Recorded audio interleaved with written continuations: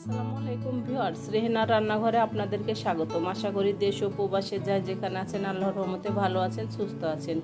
আজকে আমি আবার একটা দারুণ মজার রেসিপি নিয়ে চলে এসেছি। আজকে আমি গরুর মাংস দিয়ে দো পেঁয়াজি করে দেখাবো। এটা একটা ভিন্ন স্বাদের ভিন্ন রকম রান্না। আমি মাংসগুলোকে সুন্দর করে কেটে পরিষ্কার করে ধুয়ে একটা ছাকনাতে রেখে তারপরে আমি পানিটা ঝরিয়ে নিয়েছি। মাংসগুলোকে আমি রেগুলার কাট করে কেটে নিয়েছি। এটা বড়ও না ছোটও না, মিডিয়াম সাইজ। আপনারা চাইলে এর থেকে বড় করতে পারেন, তবে এর থেকে ছোট করার প্রয়োজন নাই। এখানে গরুর মাংস আছে 2.5 কেজি নেব। আমি দিয়ে দেব কেটে ধুয়ে পরিষ্কার করে রাখা মাংস। আমি দিয়ে দিলাম। আমি দিয়ে দেব গরম মশলা।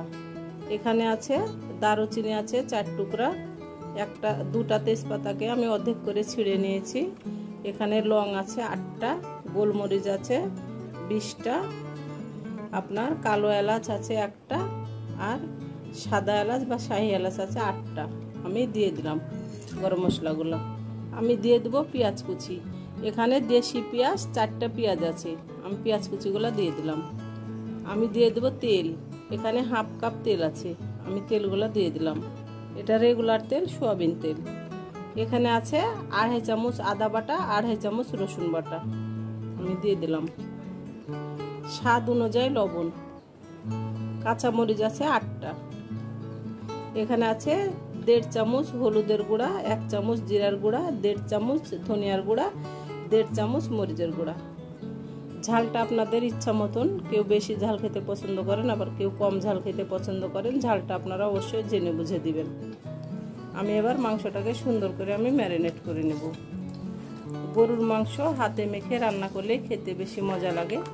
এটা আপনি যত চেপে চেপে মেখে রান্না করবেন মাংসটা খেতে ততই মজা। মাংসটা আমার ম্যারিনেট করা হয়ে গেছে। আপনাদের মাংস যদি কম হয় তাহলে মশলার পরিমাণটা কমে যাবে, আর মাংস যদি বেশি হয় তাহলে মশলার পরিমাণটা বেড়ে যাবে। আমি এবার ঢাকনা দিয়ে ঢেকে আমি 1 ঘন্টা রেস্টে রেখে দেবো। 1 ঘন্টা পরে আমি কিচেনে চলে যাব। 1 ঘন্টা পরে আমি কিচেনে চলে এসেছি। আমার মাংস থেকে কিছুটা পানি বের হয়েছে। 1 ঘন্টাতে অল্প কিছুটা আপনার পানি বের হয়েছে, দেখুন। আমি এবার ঢাকনা দিয়ে ঢেকে 10 মিনিট আমি হাই হিটে রান্না করে নেব। গ্যাসটা আমি অন করে দেব। 10 মিনিট পরে আমি ফিরে আসছি। 10 মিনিটের মধ্যে আমি 2-3 বার নেড়ে চেড়ে দেব। 10 মিনিট পরে আমি ঢাকনাটা উঠিয়ে নিলাম। আমি এবার ভালো করে নেড়ে চেড়ে দেব। আমার গ্যাসটা এইমাত্র শেষ হয়ে গেল, এই জন্য আমি কারেন্টের চুলা আমিতে মাংসটা চাপিয়ে দিয়েছি। দেখুন 10 মিনিটে আমার মাংস থেকে কত পানি বের হয়েছে। আমি যেহেতু কারেন্টের চুলাতে রান্না করছি, আমি এখানে পানি ব্যবহার করব না। আমি আবারও ঢাকনা দিয়ে ঢেকে আমি 10 মিনিট ভালো করে কষিয়ে নেব। 10 মিনিট পরে আমি ফিরে আসছি। 10 মিনিট পরে আমি ফিরে আসলাম। মাংসগুলো আমি ভালো করে 20 মিনিট আমি কষিয়ে নিয়েছি।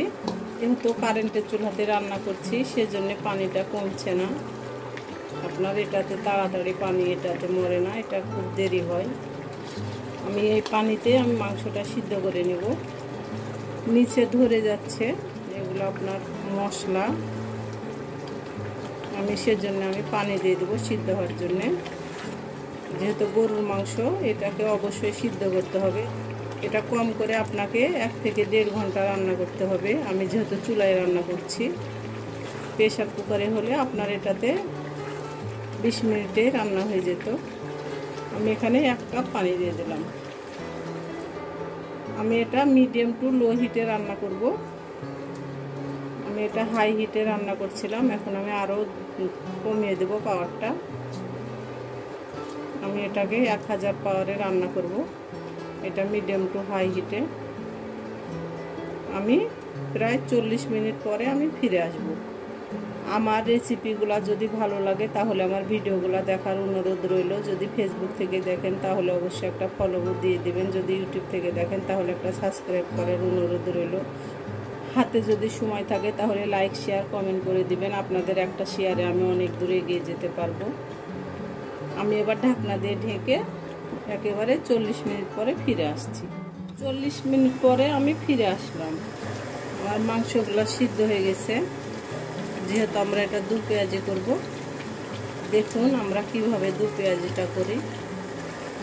মাংসগুলো আমি উঠিয়ে নেব একটা পাতিলে। কারেন্টের চুলাতে রান্না করছি, সেজন্য আপনার চুলাটা খুবই নড়ছে। আমি এটাতে উঠিয়ে নিলাম। চুলায় আমি হাঁড়িটা চাপিয়ে দিয়েছি। এবার আমি দিয়ে দেবো তেল। এখানে আমি দিয়ে দেবো রেগুলার তেল, সয়াবিন তেল। এখানে আমি 1 কাপ তেল দিয়ে দিলাম। আপনাদের মাংসতে যদি চর্বিটা বেশি থাকে তাহলে তেলের পরিমাণটা কম দিবেন, আর যদি চর্বির পরিমাণ কম থাকে তাহলে তেলের পরিমাণটা বেশি দিবেন। আমি এবার এখানে দিয়ে দেব পেঁয়াজ কুচি। যেহেতু আমরা দো পেঁয়াজি করছি, আমাদেরকে পেঁয়াজ কুচিটা একটু বেশি করে ব্যবহার করতে হবে। এখানে আমি 1 কাপ পেঁয়াজ কুচি দিয়ে দিলাম। পেঁয়াজটাকে এবার আমি ব্রাউন কালার করে ভেজে নেব। পেঁয়াজটা আমি ব্রাউন কালার করে ভেজে নিয়ে ফিরে আসছি। আমি কারেন্টের চুলাতে রান্না করছি, সেজন্য আমার এত নড়াচড়া করছে হাঁড়ি। কারেন্টের চুলাতে রান্না করলে আপনার হাঁড়িটা খুব নড়াচড়া করে। এভাবে ধরে আপনার রান্না না করলে হাঁড়িটা খুবই নড়াচড়া করে। পেঁয়াজটা আমার দেখুন ব্রাউন কালার হয়ে গেছে। এবার আমি মাংসগুলো দিয়ে দেব। মাংসগুলো দিয়ে দিলাম। মাংসগুলো আমি দিয়ে দিয়েছি। এবার আমি মাংসগুলো ভালো করে নেড়ে চেড়ে নেব। আমি যেভাবে গরুর মাংসের দু পেঁয়াজি করলাম, আপনারা একবার হলো এভাবে রান্না করে খেয়ে দেখুন। এটা অসম্ভব মজার একটা রেসিপি। এটা গরুর মাংস দু পেঁয়াজি আমি এভাবে রাখবো। আমি আর ঝোল মারবো না। আমার রান্নাটা পুরোপুরি কমপ্লিট। আমি এবার 2-3 মিনিট নেড়ে চেড়ে আমি নামিয়ে নেব।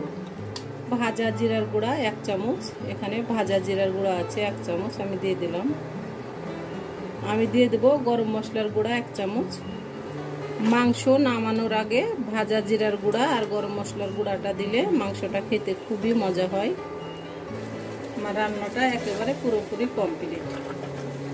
মাংসটা তেলে ফেলার পরে 5 মিনিট আপনার মাংসটাকে নেড়ে চেড়ে নামিয়ে নিলে হয়ে গেল এটা গরুর মাংসের দো পেঁয়াজা। আমি এবার মাংসগুলোকে উঠিয়ে নিয়ে আপনাদেরকে পরিবেশন করে দেখাচ্ছি। আমার পরিবেশন করা আশা করি আমার রেসিপিটা অবশ্যই ভালো লাগবে। যদি ভালো লাগে তাহলে আমার চ্যানেলটিতে লাইক কমেন্ট শেয়ার করতে ভুলবেন না। বেশি বেশি করে সাবস্ক্রাইব করার অনুরোধ রইল। তাহলে আজকের মতো এখানে বিদায়। আবার অন্য কোনো রেসিপি নিয়ে আসবো। সবাই ভালো থাকবেন। আল্লাহ হাফেজ।